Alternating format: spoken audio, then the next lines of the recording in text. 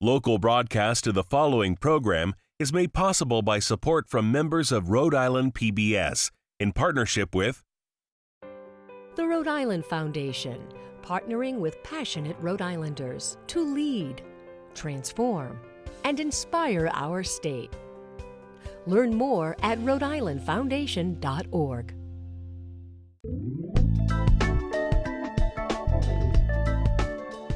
Welcome to another segment of In Another Opinion, a public information program where our discussions are focused on the communities of color in the state of Rhode Island. I'm your host, Peter Wells. Today's guest is the Imam Fareed Ansari of Rhode Island. Fareed, the Muslim community has been under assault by the President, Trump, and other anti-Muslim groups. How is the Rhode Island community dealing with this current attitude in America? It's, Rhode Island is very unique, and I'm grateful to God, and with the name of God, the merciful benefactor, merciful redeemer, we praise God.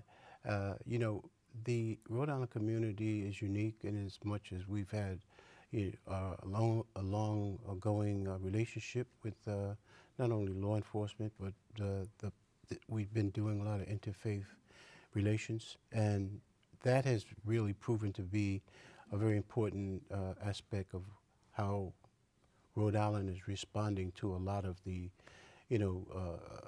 incidents that have been occurring since the President Donald Trump. So we've been pretty proactive here in Rhode Island in dealing with these issues. And of course, Rhode Island is a blue state, so it's not as much incidents here. There have been, some incidents, but very relatively minor. So we try to deal with situations as they occur, but then again, we try to be proactive in trying to, gather and develop relationships with different communities of faith and try to alleviate a lot of fears and concerns that are seemingly, sort of permeating the whole country. So Rhode Island, I would say, gets sort of like a B plus. Okay, and it's interesting that you say that because, let's face it, in the election, about a third of Rhode Island voted for Donald Trump.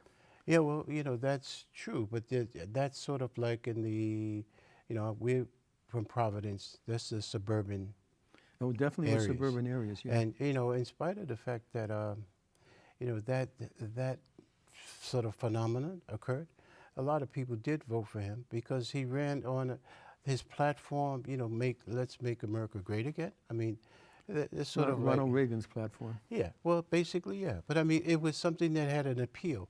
And you would think that the underlying kind of sentiment that he, ran on the platform, which was sort of un-Islamic or anti-Muslim rhetoric. Yes, definitely. And I think the sentiment with respect to, since 9/11, put it that way, a lot of anti-Islamic sentiment has sort of permeated the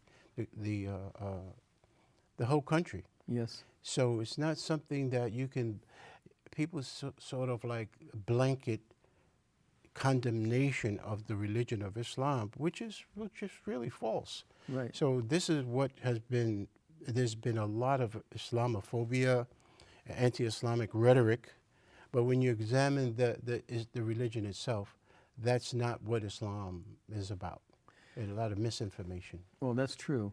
And it's interesting that the people who have taken credit for a lot of that activity, that negative activity, has been the white supremacist groups. Yeah. I can't say the Klan, I haven't heard much about them, but the neo-Nazis. Yeah. But it's not just Muslim with them. Of course, it's Jewish as well, and it's black. It's anybody who doesn't look like them as far as they're concerned. Exactly.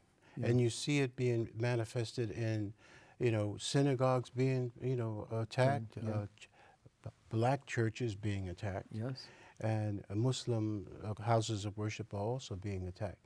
And it's really a sad commentary to see that here in 2019, you have this resurgence of bigotry and hatred and animosity towards religious groups such as the Jewish community as well as the Muslim community.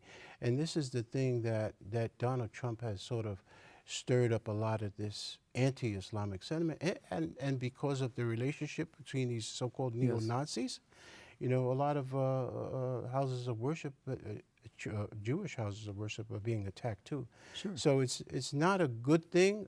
You know, I really, you know, the president, in terms of the office of the presidency, he's used that as a platform to instigate and to perpetuate a lot of racial animosity, and that's not good. I mean, No, it isn't, especially when he also supposedly ran on a platform of bringing the country together. Exactly. He's done exactly the reverse of that. Yes, yes. He's caused more division and more hate. Yes. You know, the whole thing about burning churches and synagogues and mosques, that, however, is the tool that the Ku Klux Klan used to use. Yes. To try to intimidate communities by burning Yes. their churches, because that was the one place that the community went to Yeah. that impacted them all. So they've taken a page out of the Klan's book. Who knows? It may have been Klan themselves, but the point is that this whole thing about hatred in the country is getting worse. And I think things such as the conversation about the population growth and the fact by 2050 America will be a brown country, because of interacting and with other groups, and even the influx of immigrants who are coming Yes. from the South, Yes. as well as from Africa, Yes. and which of course the president has offered his opinions on those as well. Well, considering his own background, I mean, you would think that he would be more sympathetic to immigrant and immigration population, because his grandparents immigrated Sure. here too. His wife. Yeah, exactly. So this is really, it doesn't really make sense to me, because this is what has made America great, if you want to use those Sure, terms. sure. But what his interpretation of that particular the platform, Let's Make America Great Again, well, what does he really mean by that? Well, You I know? think it's clear. You know, By using the term again, Again. he's referring to a time when white dominance in this country was the byword. yeah, And as that's changing, he's brought out those feelings, those negative feelings from the group of people in this country. I mean, let's face it, his 35 to 37% of the voting electorate, which has stayed with him no matter what he says, no matter what he does. As he said during the campaign, he could go out into 25th Street and shoot somebody and it wouldn't change anything. yeah. You know, so you know, when you have a person who's running for president who speaks like that, he's not representing the country. Yes. He's representing himself in that small group. Yeah. Not only the country, but the world. You know, I Well- think the presidency has lost its moral high ground, at least the president of the United States. I mean, especially such a contrast from when former President Barack Obama was in the presidency. And he was truly a person whose office and whose representation of the United States of America was certainly a complete contrast from what we see now. Not only President Obama, but for the Bushes, Yeah, both, you know, the father and the son. I mean, you can go back yes, for any presidency since the 40s yes, that has been in that office and in that White House, has done it with some sort of statesman-like respect for the yes, office. yes, This man has no respect, yeah, and he doesn't act like a statesman. yes. He thinks it's like his show, Oh, yeah. You're Fired. I never watched his show, but Yeah, neither yeah. did I. yeah, but you're absolutely right, because he uses a lot of that terminology. Yes. And he also thinks he can run the country like a business. Mm-hmm. But if we look at how he ran his businesses, Yeah. you can understand. Yes. I mean, Yeah. he builds a building and he doesn't pay the contractors. Yes. You know, he lets them take him to court and then he claims bankruptcy, Yes. and they never get paid. Yes. I mean, that's not honorable. Yes. And, Exactly. And quite frankly, I can't say anymore, because I'll probably Well, get in hopefully, trouble. moving forward, I mean, I would hope, and I'm hopeful, I'm optimistic that this is, you know, these 4 years that he uh, let's not leave the country morally bankrupt after his administration, and that's where we're headed. You know, our moral currency has diminished in terms of what Absolutely. you would expect from the President of the United States, and this is something that we've always been as a country the hope for oppressed people. You know, we take that type of posture, you know, in terms of democracy and telling people how good democracy is, but yet when he is not representing those values at all. No. It's much to the contrary. But hopefully moving forward, we can, you know, move beyond this episode or this little interval in terms of behaviors representative of the United States. I hope you're right. 2020 comes real soon. Yes. Listen, Fareed, have you seen any, you know, any small changes here in Rhode Island as in terms of attitude? Well, you know, I subscribe to the Southern Poverty Law Center, their literature, and they track a lot of these hate groups and everything. So, you know, when you look at Rhode Island compared to, although we're a small state, they've identified just 2 of these radical white supremacist groups here in Rhode Island. Okay. And I'm, you know, we should be much aware of it and know that there are pockets here, because every now and then, you know, Yeah. they will surface and they will, you know, minor vandalism, like the Jewish synagogue on the east side. They were Yeah. passing out literature through in Flyers. Cranston, Yeah. and they defaced our school, our Islamic school. You know, so we have to be very vigilant, you know, and that's why we've developed a very good relationship with the law enforcement community. Yes, I know you In have. fact, during this month of Ramadan, the colonel has been very gracious, Colonel Clements, who's have regular patrols at our centers and mosque here in Rhode Island. Very good. And in addition to that, the colonel, the state police are also monitoring certain, you know, Activity. behaviors and being very much aware on their radar. So we thank God for that, you know. Well, it's a huge issue. So you say that, and Fareed, I know that you do a lot in the community in terms of the faith community. Anytime there's an activity, there's a rabbi, there's a priest, there's an imam.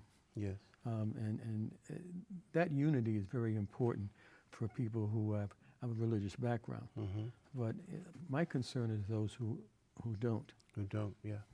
you know, because I just don't know. But have any of your members from the mosque raised any specific issues? There was a recent incident here in Providence.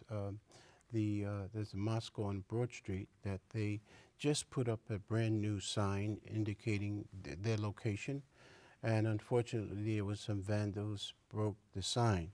Okay. It wasn't up 2 days, and you know, it could be just kids. You know, you don't know. Sure. But we have to be vigilant, because there are forces out there that are literally being, you know, prepped for this type of, you know, just Yes. anti-religious, anti-Muslim sentiment. And we've been going out, we've been trying to educate the community. We've had throughout this, you know, the state, all of those mosques, we've initiated a program where we invited the public to come and participate in activity in our local mosques, just to educate the people about Islam. Mm-hmm. And it's mainly people who just don't know. They have no idea what Islam is about.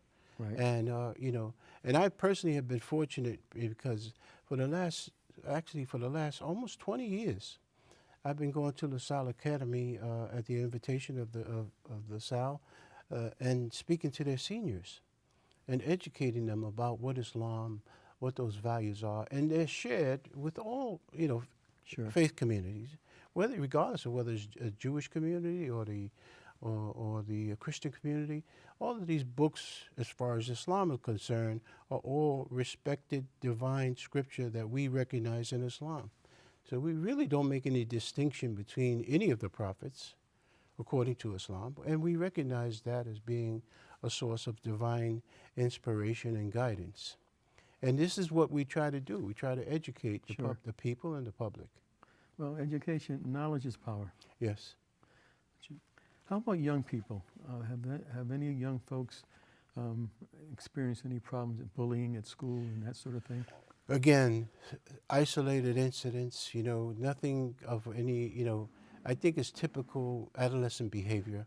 I mean, we can attribute it to anti-Muslim behavior. We do have our own school, so a lot of that is not, but there are incidents Sure. in the public school, maybe someone just being, mischievous and pulling one of the young girls' head coverings or saying things that, Hurtful things. just hurtful. I Yes. mean, it's part of adolescent behavior anyway. Sure. And we don't want it to rise to the level of being a crime or something to that effect. Nothing really heinous, but again, we have to be vigilant. We have to be alert. And quite frankly, I would welcome every opportunity to come, to some of the public schools to do this. But oftentimes there's that separation, between public schools and prayer and so on and so forth. Oh, Fareed, you retired. Yeah, you could say that. Yeah. Like I said to Linda Newton a few minutes ago, you're not getting paid. And to me, Exactly. that's retirement. But, Exactly. But yeah, I know that you're busy. Yes. But so what else are you doing these days? Well, I'm actually have a chaplaincy in ACI, Adult Correction. So I'm still, there in that environment where my basic employment history has been in law enforcement, but Right. in a different role. Yes. I teach a class also in the Bristol County Sheriff Department every week where I try to educate some of those inmates that have converted to Islam to try to help them gain more knowledge of the religion, because oftentimes when people don't know, they might be influenced by other, forces that Sure. are sort of, not according to the mainstream. Of course, what I'm thinking about is the Nation of Islam. My history is there. A Yes. lot of my history in terms of my conversion. But today, under the leadership of Imam W.D. Muhammad, he took the whole community away from that racialized thinking that his father, advocated. So the nation has evolved over time under the leadership of Imam W.D. Muhammad. Fortunately, because I think were it not for that back in 1975 when Elijah Muhammad passed away, his son transformed the whole community to the mainstream of Islam. So today we were fortunate that what took place then under his leadership has really representative of Islam. Yeah. It seems to me, and of course I don't know the statistics, you have a better idea, especially as it relates to the ACI, I suppose. Mhm. But it seems to me that when a lot of young African American men go into prison, regardless of what their religious beliefs might be, Mhm. if they had any, True, many of them Right. don't. exactly, that there's a lot of conversion in prison. Yes. What do you think what causes that? Well, because The they. isolation, or Well, I don't think so necessarily. I think that it gives them an opportunity to, being under arrest physically. yes. It causes them to be under, to sort of stop a certain type of behavior and thinking that they never really considered. And it gives them an opportunity to pause for a moment, to be able to rethink their thinking process. Because many of the error of their ways is based upon their thinking errors, because many of them are not really thinking. They're just, reacting and being, impulsive.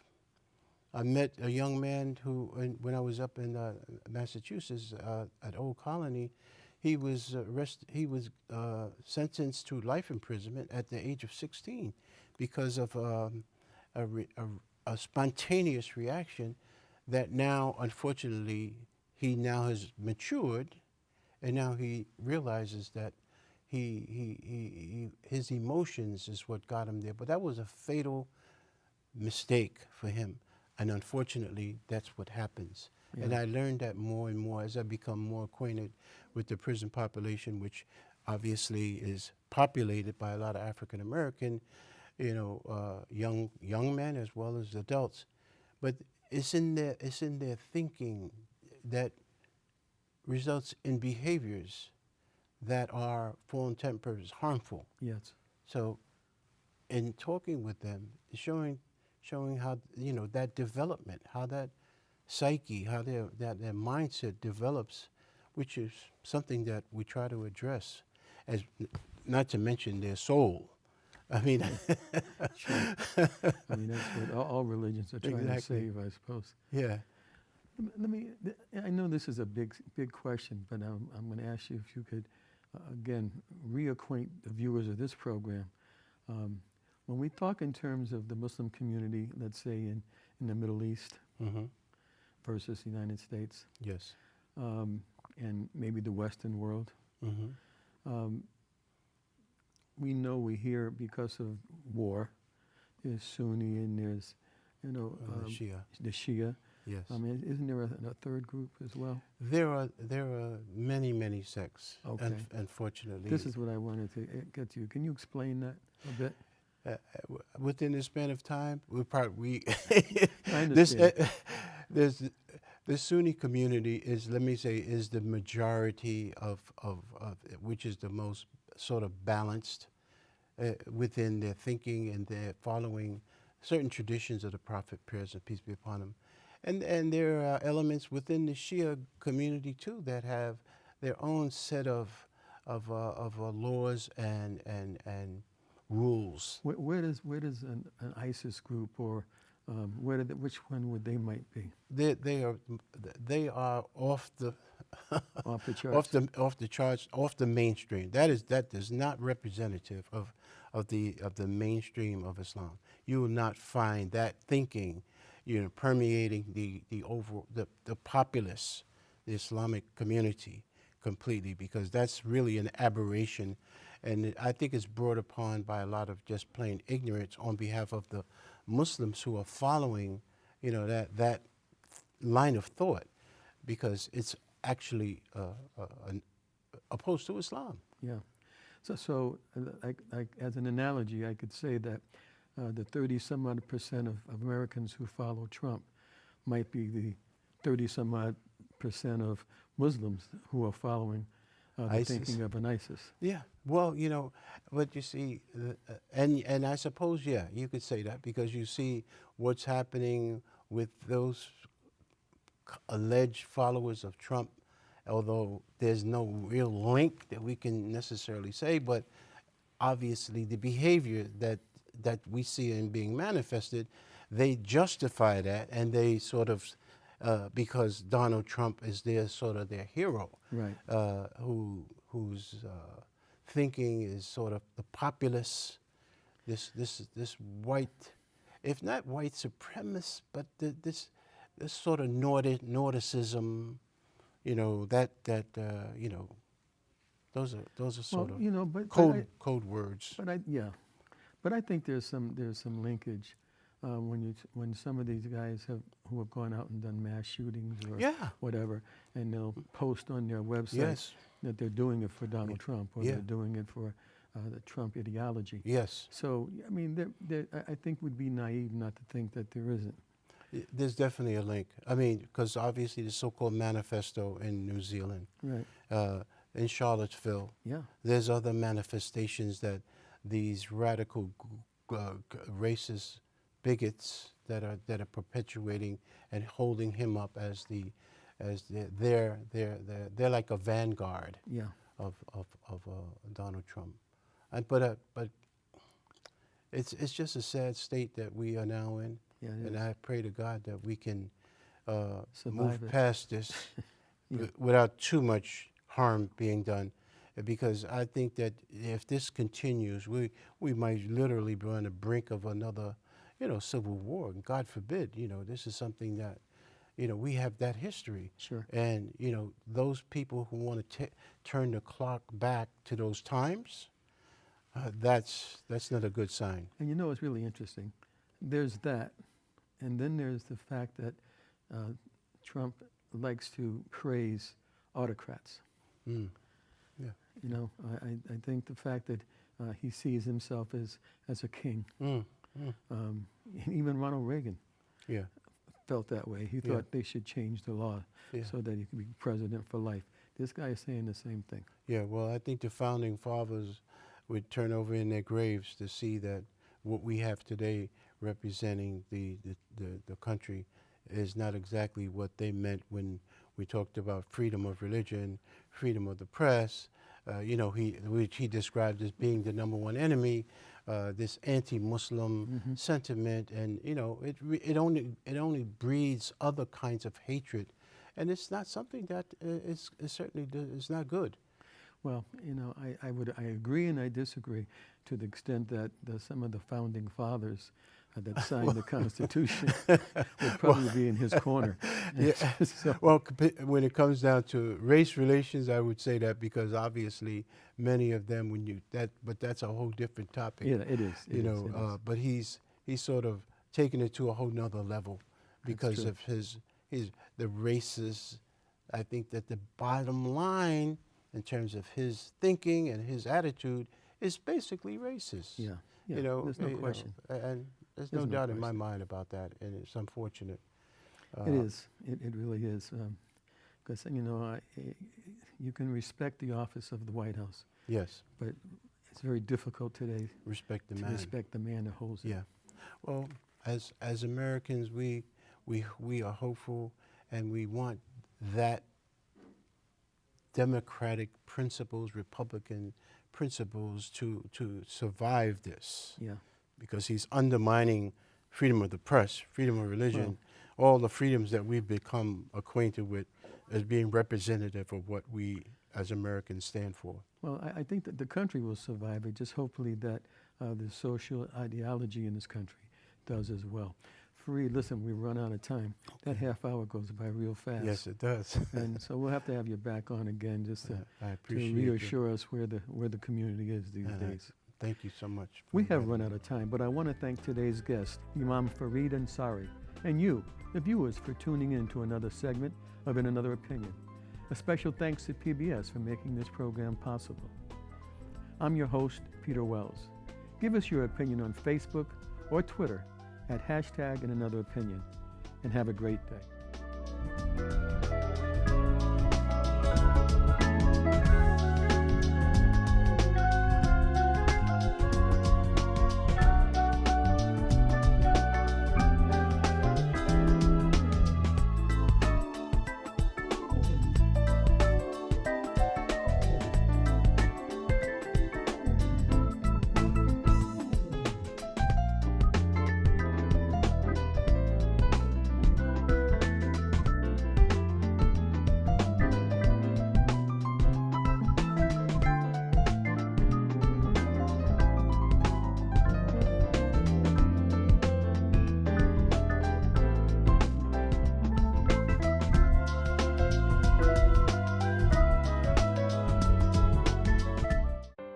The Rhode Island Foundation, partnering with passionate Rhode Islanders to lead, transform, and inspire our state. Learn more at rhodeislandfoundation.org.